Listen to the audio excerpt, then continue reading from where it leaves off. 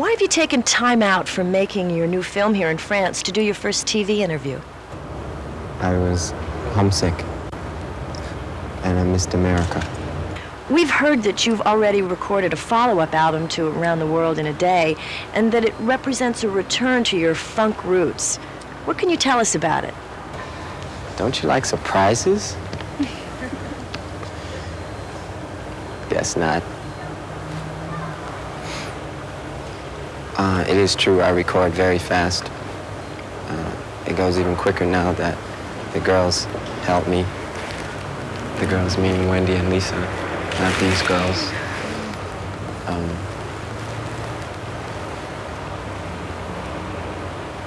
I don't really think I left my funk roots to begin with anywhere along the line.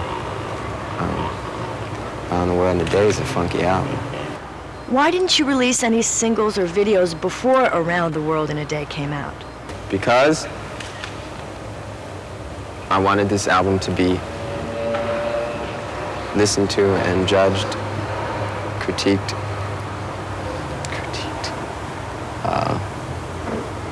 listened to as a whole. Dig? Your new video and single is called America. How would you characterize it? Straightforward, forwardly patriotic.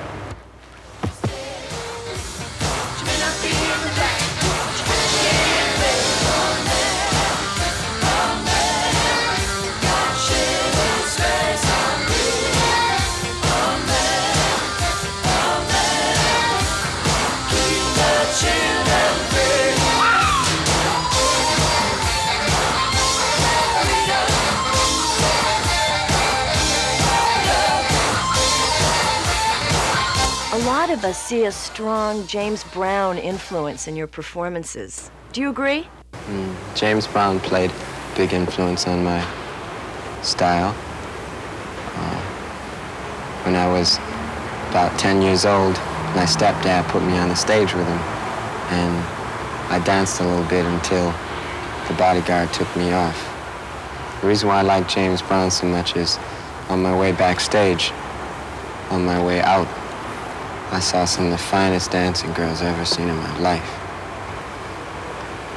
And I think in that respect, he influenced me by his control over his group, his dancing girls. Another big influence was Joni Mitchell.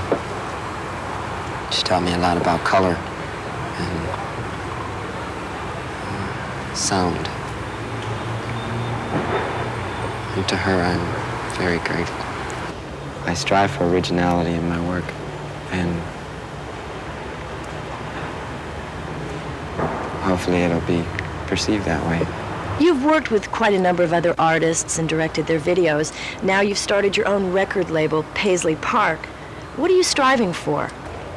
One thing I try to do with the things that I direct, mainly for our acts, is go for the different, the out of the norm, the avant purple, so to speak. Our record label and all our acts and the music that we produce is an alternative. And if someone wants to go along for that ride, then cool. Paisley Park is an alternative.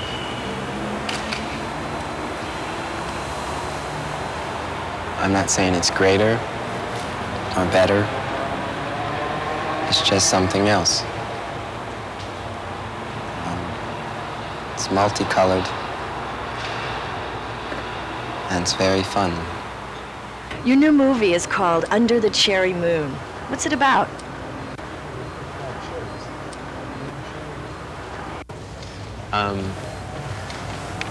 It's a French film. And it's a black and white French film. And she's in it. She could explain the film better. C'est un très beau film noir et blanc et avec plein de personnages fantastiques. L'histoire d'un pianiste qui s'appelle Christopher et d'une jeune fille très très riche qui s'appelle Mary Sharon. Et puis ils tombent amoureux l'un de l'autre. Et puis là-dedans, moi je suis une fille complètement folle avec des couettes, des mini-jupes. Et je suis la concierge. Voilà, c'est tout. That's it. A lot of people were offended by what they saw as sexism in Purple Rain. What's your reaction? Wait. I didn't write Purple Rain. Someone else did. And it was a story, a fictional story, and it should be perceived that way, and nothing else.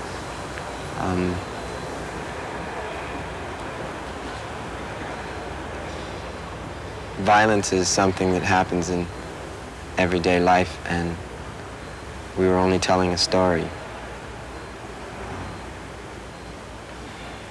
And I wish it was looked at that way, but I don't think anything we did was unnecessary. Sometimes for the sake of humor, we may have went overboard, and if that was the case, then I'm sorry, but it was not the intention. You've been criticized for selling out, for concentrating on the white rock market and leaving your black fans behind. I was brought up in a black and white world. And yes, black and white, night and day, rich and poor, black and white. And I listened to all kinds of music when I was young. And when I was younger, I always said that one day I was going to play all kinds of music and not be judged for the color of my skin, but the quality of my work. And hopefully that will continue.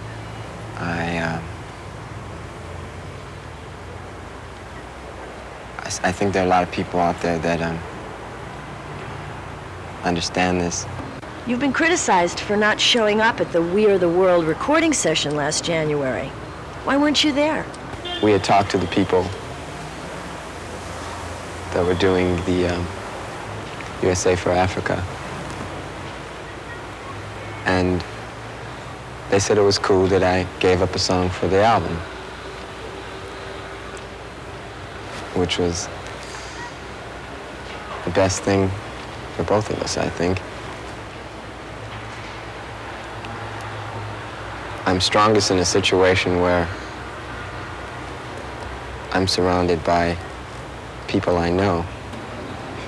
It's better that I did it that way, the music, than going down and participating there. I probably would have just clammed up with so many great people in the room. I'm an admirer of all the people who participated in that particular outing, and I don't want there to be any hard feelings. After the Purple Rain tour, you said you wouldn't tour again. Have you changed your mind yet? No. I didn't plan on touring for a while. There's so many other things to do. Purple Rain made you a superstar. Are you concerned about the isolation and inevitable backlash superstardom brings? One thing I'd like to say is that I don't live in a prison, and I'm not afraid of anything. I haven't built any walls around myself. I am just like anyone else. I need love and water, and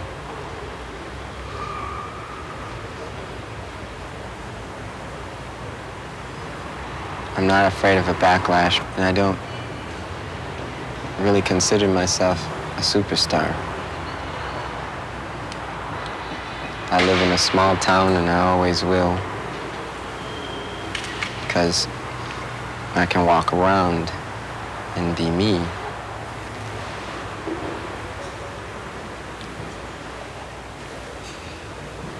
And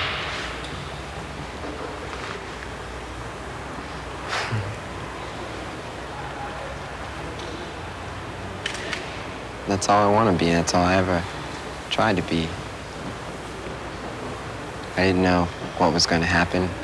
I just tried to do my best. You make a lot of references to God, sin, temptation, and so on in your songs. Just what are your religious beliefs? I believe in God. There's only one God.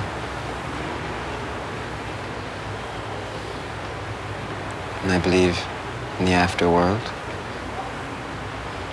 Hopefully, we'll all see it.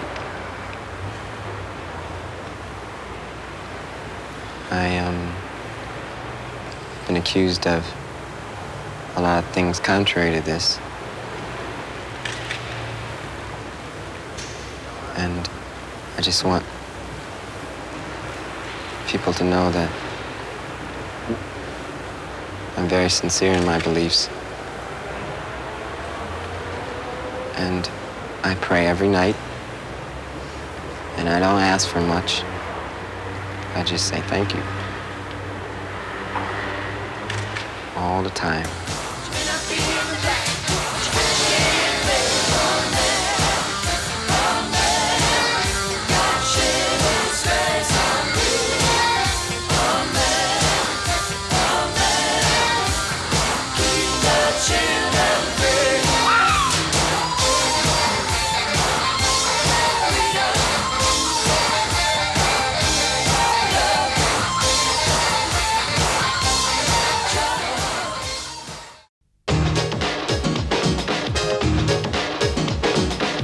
This is the Music Factory.